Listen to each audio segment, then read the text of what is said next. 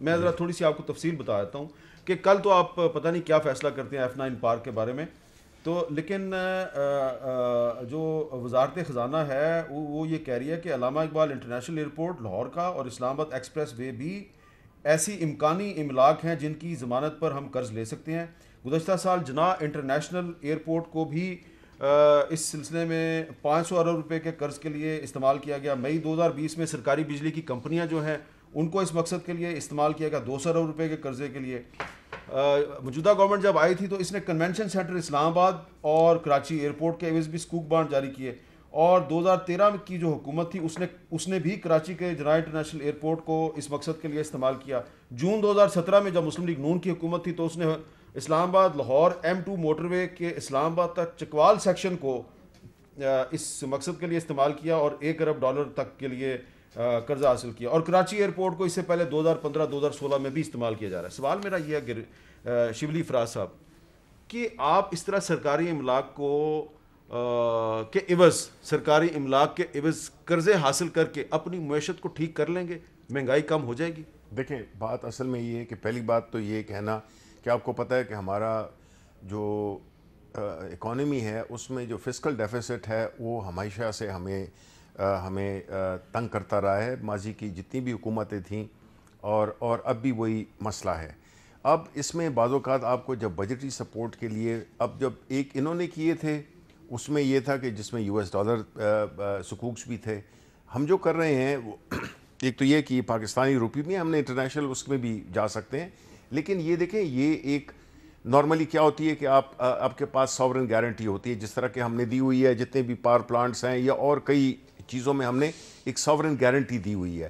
اب اس میں چونکہ وہ نارملی ہم وہ دے سکتے ہیں، لیکن چونکہ اسلامک فائنینسنگ کا جو یہ ہے فائنینسنگ ہے اس کو شریعہ کمپلائنٹ کرنے کے لیے اس کے لیے ایک انڈر لائنگ ایسٹ ہونا چاہیے جس میں کہ جو موڈ آف وہ ہے مارک اپ ہے یا اس کو آپ رینٹل کہتے ہیں، یہ بنیادی طور پہ یہ وہ ایک اسلامی اس کو کمپلائنٹ بنانے کے لیے یہ ایسٹ جو ہے تو ایک برائے نام آپ کہہ سکتے ہیں کہ اس کو اٹیچ کیا جاتا ہے کہ یہ اس کو سپورٹ کر رہا ہے.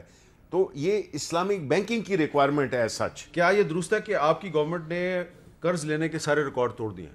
نہیں دیکھیں جی اس میں یہ ایک بڑی تفصیل کی بات ہے، اور میں چاہوں گا انشاءاللہ کہ آپ اس پہ ڈیٹ پروفائل پہ آپ کوئی پروگرام کریں تو اس میں ہم بڑی تفصیل سے آپ کو بتائیں گے کہ کیا ڈیٹ تھا، کس وجہ سے تھا اور کیوں یہ اس سٹیج پہ آیا. اس کے لیے ایک بڑی لمبی تفصیل چاہیے بیکاز اس پروگرام میں مشکل ہو جائے. اچھا مفتاح اسماعیل صاحب، آپ بار بار کہتے ہیں کہ اس حکومت نے قرضوں کے تمام ریکارڈ توڑ دیے ہیں، کس طرح ثابت کریں گے آپ؟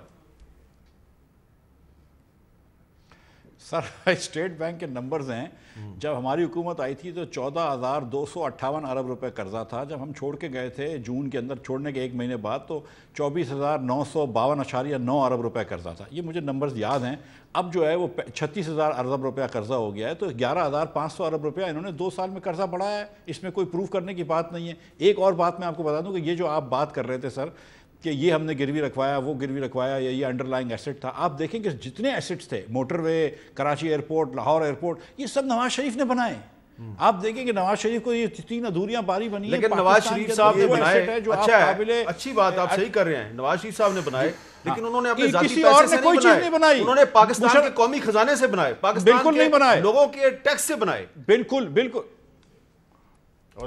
اور نواز شریف نے کوئی احسان نہیں کیا، اپنا فرض ادا کیا ہے، لیکن باقی لوگوں نے یہ فرض بھی پورا نہیں کیا. مشرف صاحب بھی اس ملک میں 8 سال رہے ہیں، ایوب خان صاحب رہے ہیں، دوسرے پیپلز پارٹی کی حکومتیں رہی ہیں، عمران خان صاحب کو 2.5 سال ہو گئے. اتنا قرض لیا، ایک چیز بنائی بتائیے؟ ماں سوائے کہ جہانگیر ترین صاحب کو بہت امیر کر دیا اور چینی مہنگی کر دی، اور ماں سوائے کہ دوائیاں ادویات مہنگی کر دی، ماں سوائے کہ آٹا مہنگا کر دیا، عمران خان نے کیا بنایا ہے اس ملک کے لیے؟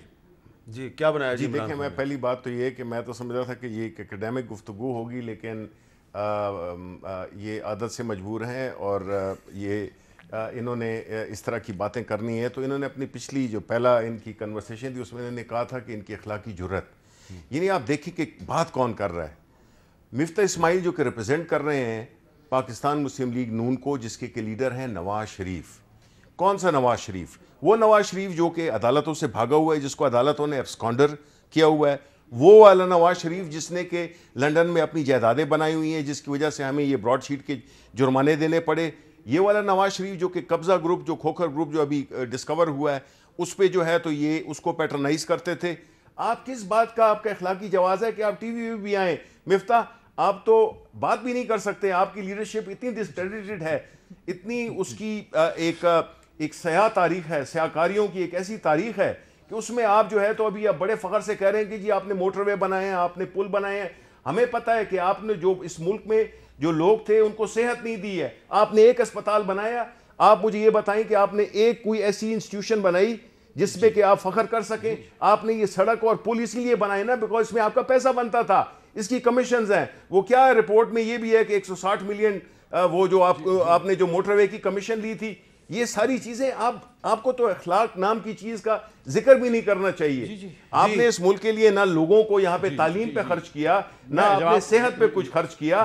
آپ یہی موٹر وے اور یہ بیکاز اس میں آپ کے کمیشن بنتے تھے، یہ بگ ٹیکنیکل آئٹمز تھے. اب آپ نے الزامات لگا دیے، آپ جواب دیں. جی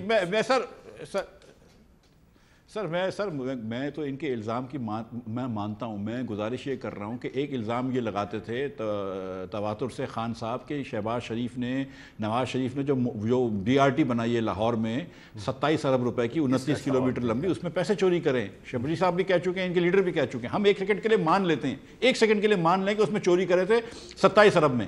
انہوں نے وہی سی لینتھ کی BRT بنائی ہے 105 ارب میں پشاور میں. تو اگر اس 27 ارب میں چوری کرا ہے تو مجھے یہ بتائیں کہ شبلی صاحب کا اور ان کے لیڈر عمران خان نے 105 ارب میں کتنے چوری کری ہے. جو بھی بات ہوتی ہے، آٹا انہوں نے مہنگا کرا، میں نے کہا ان کو برا لگ گیا، بولتے ہیں نواز شریف چور ہے.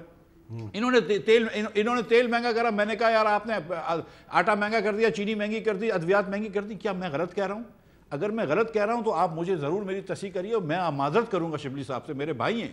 لیکن اگر میں سچ کہہ رہا ہوں تو سر میں آپ حکمران ہیں، آپ بڑے پاورفل لوگ ہیں، میں تو التجا آپ سے کر سکتا ہوں کہ سر غریب لوگ مر گئے ہیں، بہت پیسے کما لیے بزدار صاحب نے، ان کے بہنوئی نے، آٹا تھوڑا سستا کر دیں، بہت پیسے کما لیے. کیسے سستا کریں؟ تجویز بھی بتائیں نا. عامر کیانی کا اللہ بھلا کر عامر کیانی کا اللہ بھلا کرے، تھوڑی سی ادویات سستی کر دیں. تیل ذرا ضروری تو نہیں ہے کہ تیل جو ہم 140 روپے کا چھوڑ کے گئے تھے وہ 290 روپے کا آپ بیچیں. تھوڑا تیل سستا کر دیں. سر یہ تھوڑی سی تو ہمارے اوپر رحم فرمائے نا، غریب لوگوں کے اوپر. ہم آپ کے قابل نہیں ہوں گے، آپ کو تو بہت اچھی قوم ملنی چاہیے تھی، لیکن ہم مر گئے ہیں سر. آپ کی مہنگائی کے بوجھ کے تلے مر گئے ہیں سر، عوام مر گئے ہیں سر فوڈ انفلیشن پہ. میری گزارش ہے، کل آپ جا رہے ہیں سر، عمران خان صاحب سے گزارش کریے، میری طرف سے گزارش کریے کہ بھائی تھوڑی سی مہنگائی کم کر دو، لوگ مر رہے ہیں. مطلب آپ بڑے ہینڈسم ہیں ماشاءاللہ، اللہ آپ کو اور ہینڈسم کرے، لیکن یہ اتنا آٹا مہنگا، اتنی چینی مہنگی، 2 سال کے اندر قیمتیں آپ نے ڈبل کر دی.